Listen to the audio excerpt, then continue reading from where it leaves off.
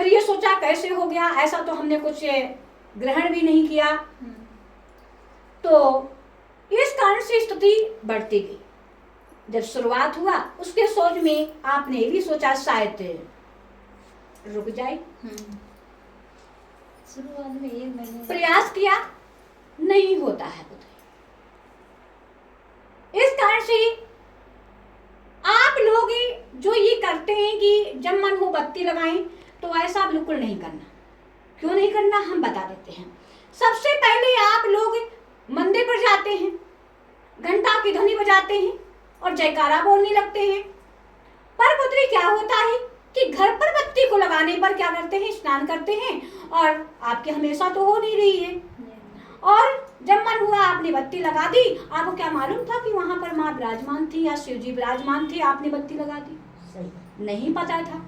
जो वहां पर विराजमान था उसने भोग ले लिया, जिसका आपने आह्वान बाद में किया उसने भोग तुम्हारा नहीं लिया, झूठा, तब तक झूठा हो चुका। इस कारण से दूसरा विराजमान होने लगता है और नकारात्मक ऊर्जा प्राप्त हो जाती है। इसी कारण से दिक्कतें हो जाती हैं। भक्त लोग कहते हैं कि हम तो माँ के नाम से पूजते हैं, पर दिक्कतें कैसे आ जाती हैं। अब आपको बता दिया जाए कि कोई भक्त तुम्हें निमंत्रण दे रहा है तभी तो जाएंगे, बिना निमंत्रण से चले जाएंगे। तो आपने पहले तो माँ का आह्वान किया नहीं, बत्ती को लगा दिया, फिर आह्वान कर रहे हैं। तो आह्वान करने के पहले वहां पर जो विराजमान था उसने झूठा कर दिया। इसी कारण से तुम्हारा झूठा विराजमान स्वीकार नहीं हुआ। उसी कारण से फिर उन्होंने तुम्हारा जब दृष्टि डाली कि तुझे मार भक्त बुला रहा है, तब तक यहाँ पर भोग झूठा हो चुका। नकारात्मक जो वहां पर प्रवेश थी उसको तो हटा दिया, पर वो भोग झूठा हो गया। उसने जब आपने फिर कभी प्रयास किया उसने फिर झूठा कर दिया। इससे नकारात्मक बढ़ती जाएगी और तुम्हारे शरीर पर जब तक कोई हादसा नहीं हो जाता है तब तक उसका कोई सुधार नहीं हो सकता है। क्यों? क्योंकि नकारात्मक ऊर्जा है।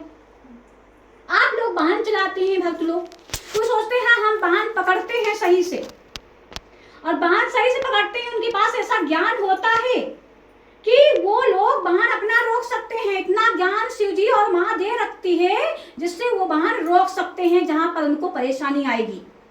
पर कभी ऐसा क्यों होता है पुत्री कि वाहन रोकने से भी नहीं रुकता है?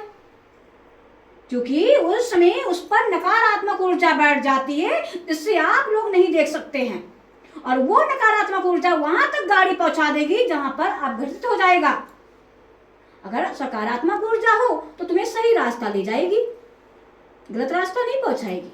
और इसी कारण से जब तक कान नहीं बिगड़ जाता है, कहते हैं कहीं एक्सीडेंट हो जाते हैं और उसी वाहन से कभी नहीं होते हैं, और उसी जगह पर चाहे आप 4 बार निकले नहीं होता है। जब नकारात्मक ऊर्जा बैठेगा तभी तो होगा। इसी कारण से जब आपकी स्थिति पर नकारात्मक बैठा तब इसको स्क्वायर हो गया। आप लोगों ने समझ नहीं पाया, और ये स्टार्ट जब हुआ तो आपने सोचा शायद थम जाए, नहीं, ये कहानी फिर बढ़ती जाती है। ये स्थिति है। अब आप सोचिए माँ ने ये सब कुछ क्यों बताया? ऐसे काफी भक्त हैं जो समझ नहीं पाते हैं, इसलिए हमने उदाहरण दिया है। बताइए, अगर अब भी ना समझ पाए तो कोई भक्त नहीं समझा पाएगा, क्योंकि हम ऐसे स्थान पर यहाँ पर भक्तों को बताते हैं कि इतना समझाने के बाद भी गलती करें तो इससे कोई भी नहीं समझा पाएगा। तो अपने घर पर चलाए करें। अगर आपको लगता है कि हमें अगर वो ना आए, हम अपना बंदोबस्त करवाएं, तो आप अपना ताबीज बनवाएं, कील बनवाएं और इस तरीके से घर खिलवाएं, या अपना सलाई लीजिए।